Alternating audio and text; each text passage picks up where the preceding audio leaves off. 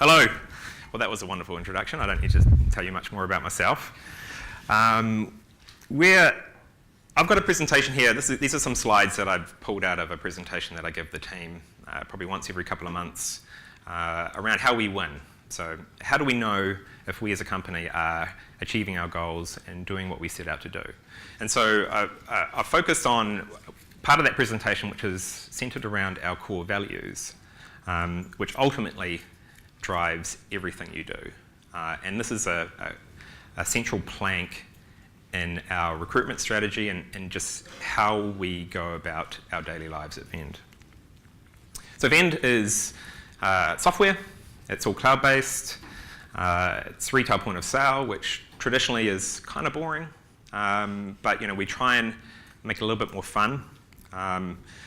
And we take the approach that technology needs to get out of the way. So retailers are all about brand and image and experience, and so bricks and mortar retailers competing against online. That's the one way that they can win, is by bringing that awesome experience into retail. So this is the Cool Hunter. I don't know if everybody's familiar with Cool Hunter, but they set up a pop-up store in Australia, a couple of stores in Melbourne and Sydney. You can see from that photo there is no technology. It's all just focused on the retail experience, and Vend powers their store. So we've had some pretty amazing growth. So lots of big bars that are going up, which says we're successful apparently. And it all depends on how you measure our success. So we're in 100 countries. We've got customers in more than 100 countries. We've stopped counting.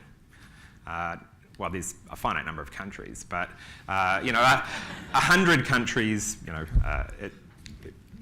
with 105, 106, 120, it's more than 100. That sounds pretty cool.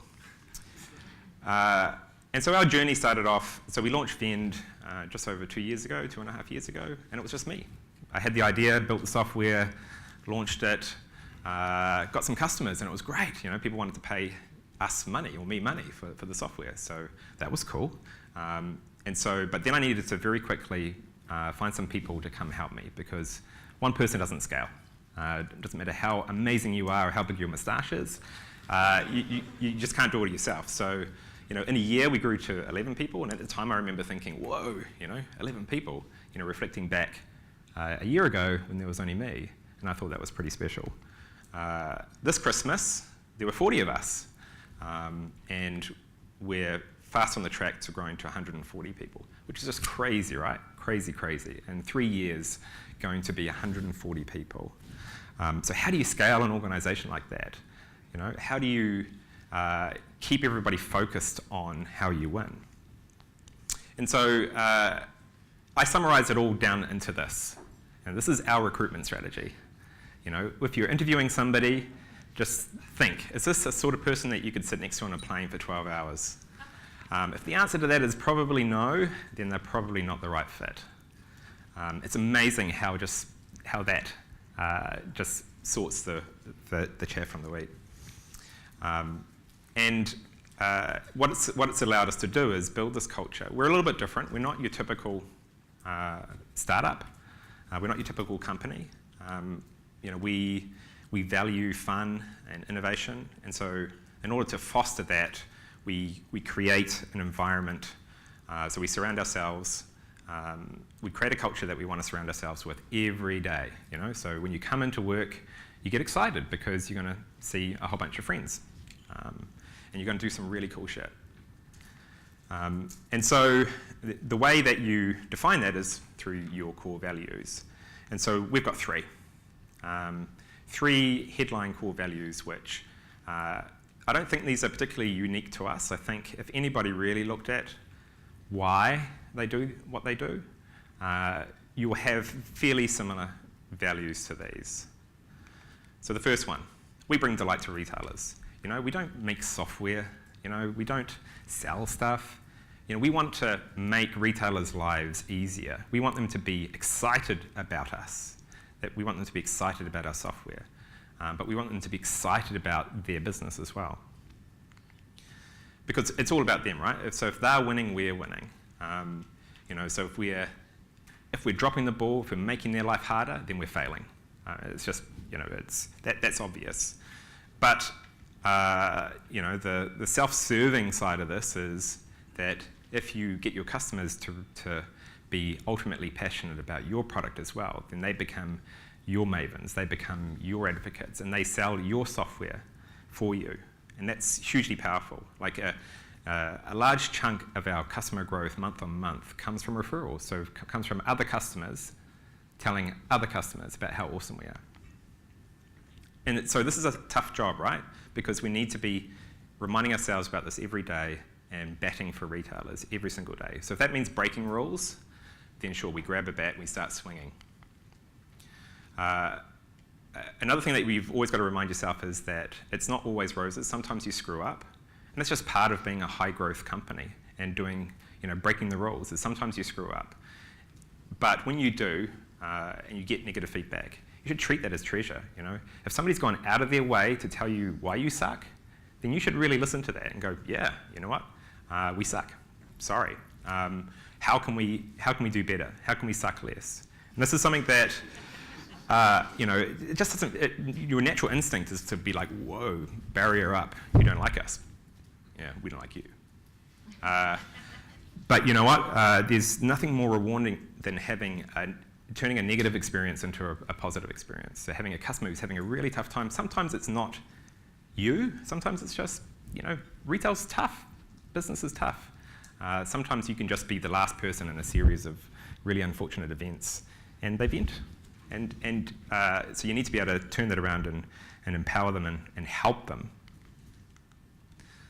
Our second core value is that we like to think we make the impossible happen. Well, we don't like to think, we do. We make the impossible happen as frequently as we can. This is Angus, he's our CFO. And this is a typical phrase you'll hear in meetings around Vend is, we like hard. If we want it easy, we'd go do something else. But, we like hard, but we love impossible. There is no such thing as impossible, because we do impossible every single day. This is a phrase from software, right? Ship it. There's no point having an amazing product or an amazing new feature or amazing innovation if you're not taking it to market. But you can apply that to everywhere in the business. This all comes down to, this is one of our most popular values within Vend, probably because it has a swear word in it, which, just fucking do it. If you've got a great idea, if a retailer is having trouble, whatever it is, you should be just fucking doing it. Don't think too hard about it. If it seems obvious, then do it. But you've got to balance that with obviously good judgment. So, like a CAD and a dryer, you should probably check it out with a few people just to make sure it is a really good idea before just fucking doing it. So, but don't let this sort of stuff get in the way.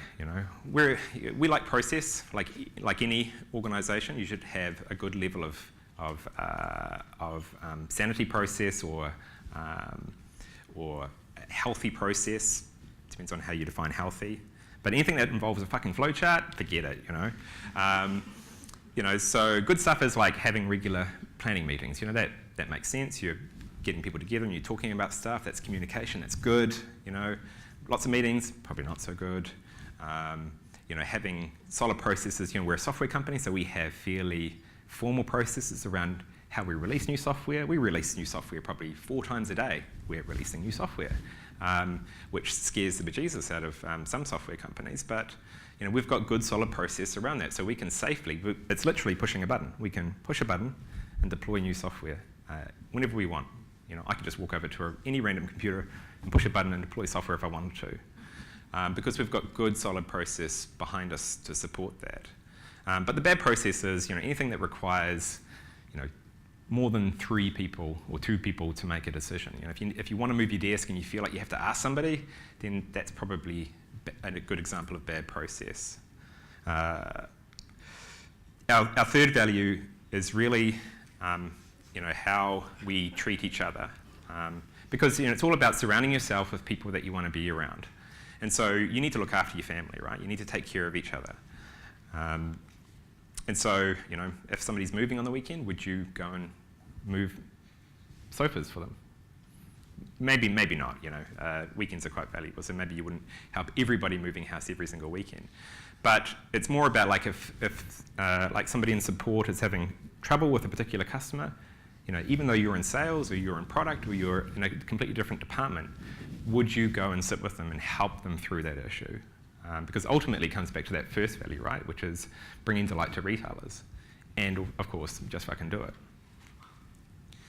And so, we like to celebrate as often as we can. So, we celebrate every single win, but at the same time, the balance, it's always about having a counter. There's always got to be a counterbalance, is that we take responsibility for our failures as well. And that's not a bad thing, right? Failing is not bad. Failing is actually quite good, because when you fail, it means you tried something, it didn't work, but you learn from it, and hopefully you don't do it again. Maybe you do it again once, maybe you do it again twice. If you do it again 3 times, then maybe you need to think really hard and serious about why you're doing it. But ultimately, nobody gets fired for making mistakes. Maybe if you do it 5 times, maybe you get fired.